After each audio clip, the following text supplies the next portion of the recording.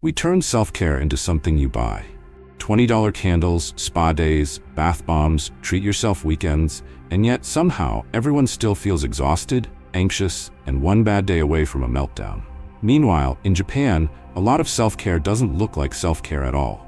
It looks like opening a window, sweeping the floor, drinking a cup of tea in complete silence, sitting in a hot bath at the end of an ordinary day.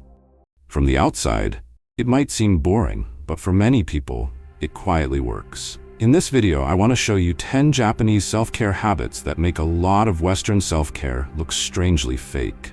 And the best part, you don't need to buy anything. You don't need a perfect aesthetic. You don't even need a free weekend. You just need a willingness to change a few small moments in your day. Let's start with the big difference. In the West, self-care is often an escape. My life is stressful, so I'll disappear into a spa for a day, I'll buy something nice, I'll unplug from reality and try to recharge. It's temporary, it's usually expensive. And on Monday, the same chaotic life is still waiting for you. The Japanese approach is quieter. It asks a different question. What if daily life itself wasn't so overwhelming? What if you built tiny pauses and calming rituals into the way you wake up, clean, commute, eat, and sleep? It's less about running away from your life and more about gently adjusting it. Habit number 1 is so simple, you might laugh at it. Opening the window in the morning. In many Japanese homes, one of the first things people do after waking up is slide open the window or door, even for a short time. Fresh air comes in, sunlight hits the room, the air shifts. It's a tiny reset that tells your body a new day has started. In a lot of Western routines, the first thing we open is our phone. We scroll in a dark room, breathing yesterday's stale air, reading stressful news before our feet even hit the floor. And then we wonder why we feel tired and heavy. Try this instead. Tomorrow morning, before touching your phone, walk to your window, open it, and just stand there for 30 seconds. Feel the temperature. Notice the light. Take a few slow breaths. It costs nothing. You don't need any product or subscription. But that small act tells your brain, we're here, we're awake. The world is bigger than my screen. Habit number 2, cleaning as emotional reset, not just chores. In Japanese culture, cleaning is often tied to dignity, respect, and mental clarity. Think about students cleaning their own classrooms, or companies where employees clean their workspaces together. The message is, we take care of the space we live in. A clean environment supports a calm mind. In the West, cleaning is often seen as a burden we rush through or avoid. We live in clutter, then escape to a spa or hotel that feels peaceful. The irony? We pay to spend a few hours in a calm space, while the place we actually live in makes us stressed. Japanese-style self-care says, make your home the calm space. You don't need to deep clean your entire house every day, but you can pick one tiny ritual. Making the bed every morning, clearing your desk at the end of the day, wiping the dining table after dinner. When you do it slowly and with intention, it's not just about dust and crumbs. It's about telling your nervous system, this is a safe, ordered place. You are okay here. Habit number 3, treating tea time like a mini meditation. In many parts of Japan, tea is more than a drink. It's a moment to pause. Even outside of formal tea ceremonies, there's a sense of respect in how the cup is held, how the steam is watched, and how the first sip is taken. Compare that with how many of us rush coffee in the West. We drink it in the car, on the way to a stressful job, while checking emails at red lights, or pacing around the kitchen with our phone in one hand and a mug in the other. The caffeine hits, but the mind never rests. Japanese self-care turns an everyday drink into a micro-ritual. For a few minutes, there's no conversation, no notifications, no multitasking. Just you, the cup, and your breath. You can copy this with whatever drink you like. Once a day, sit down with your tea or coffee. No phone, no TV. Don't use it as a productivity tool. Use it as a pause. Feel the warmth. Take slow sips. Let your thoughts wander without grabbing them. It's a tiny meditation disguised as a regular break.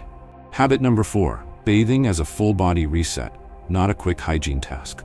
In Japan, evening baths are often seen as a way to wash off the day, both physically and mentally.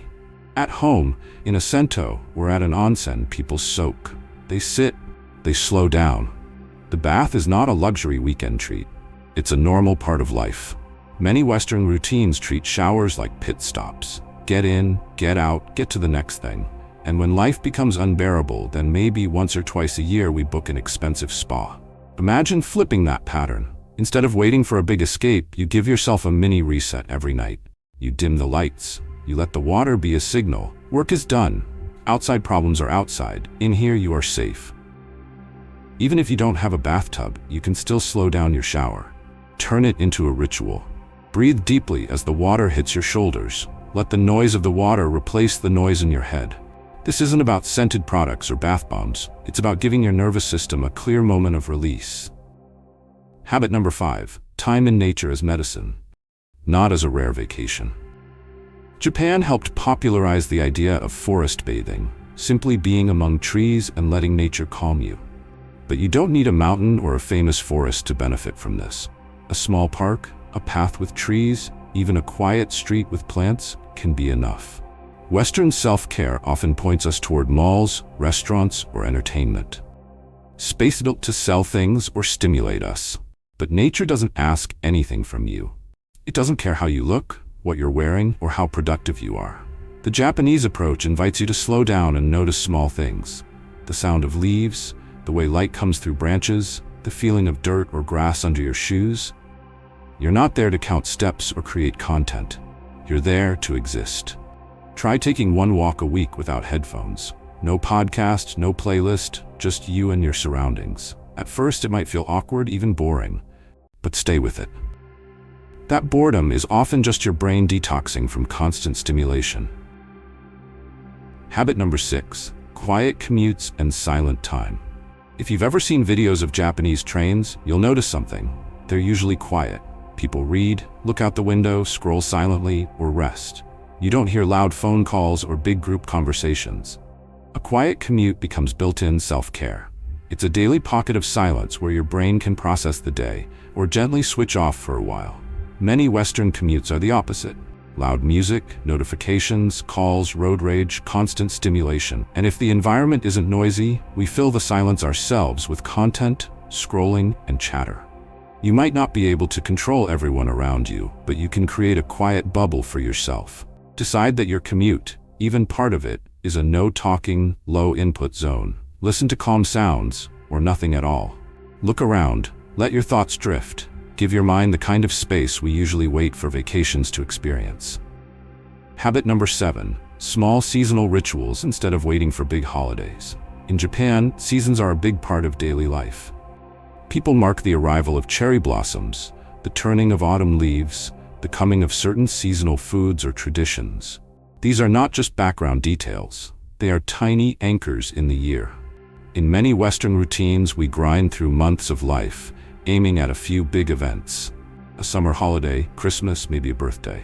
The rest becomes a blur of getting through it.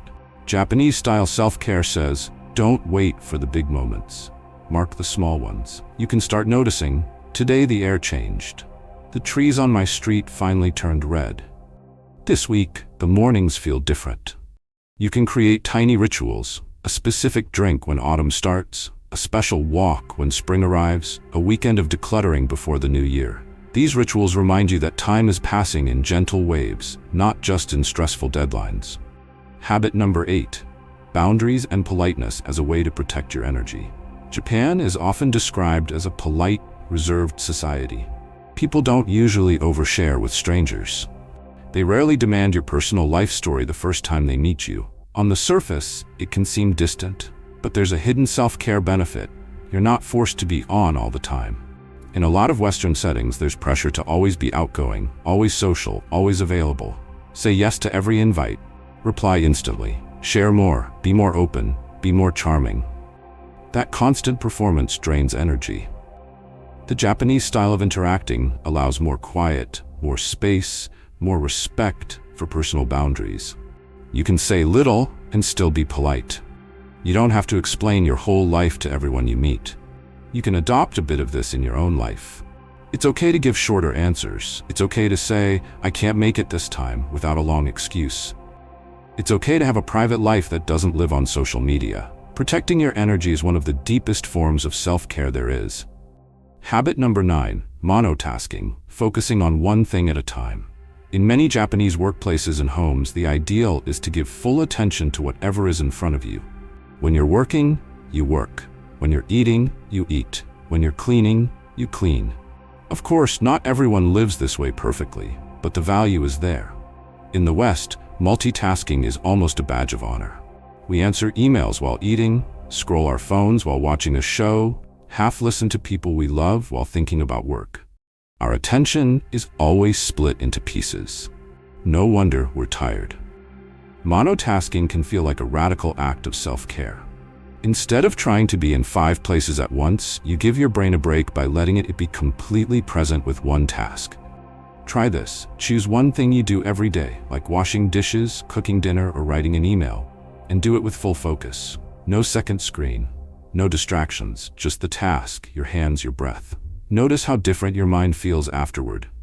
Habit number 10, tiny daily joys instead of huge, rare rewards. There's a phrase in Japan for small, simple pleasures, those little moments that brighten an ordinary day. It might be a favorite snack, a quiet corner of a cafe, a short TV episode, a manga chapter, a bath, or a walk. Instead of thinking, I'll suffer now and reward myself later, the idea is, let's sprinkle small joys through the day so it never becomes unbearable. Western culture often tells us to grind hard now, and maybe someday we'll earn a big reward.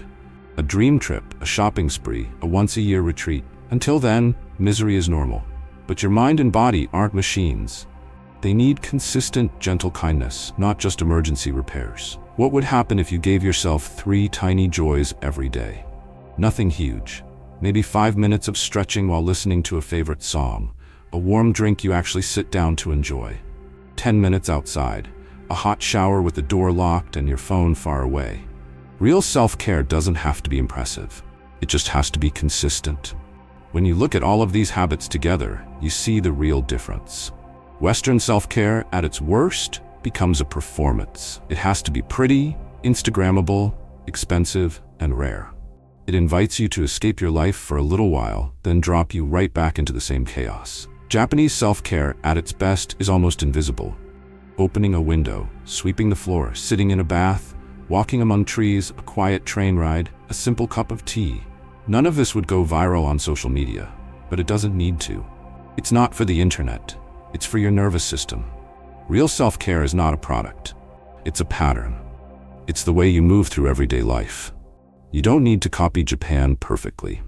You don't need to understand every tradition or adopt every habit, but you can steal the parts that speak to you. Maybe you start by opening your window tomorrow morning and taking a few slow breaths. Maybe you decide that once a day you'll drink something without a screen in front of you. Maybe you choose one corner of your home to always keep calm and clean, so you have somewhere to retreat when things get hard. Start small. Your life doesn't transform because of one big self-care weekend. It transforms because of hundreds of tiny moments that become your new normal. If this video gave you even one idea you want to try, let me know in the comments which habit you're starting with. Is it the bath, the morning air, the quiet commute? I'd love to hear it. And tell me this too. What's one Western self-care trend you're secretly tired of? If you want more calm, honest videos about what actually makes life feel lighter, not just what looks good on Instagram, make sure you subscribe and turn on notifications. There's a lot more we can learn from Japan and from other cultures about living gently in a loud world. Thank you for watching, take a deep breath, and I'll see you in the next video.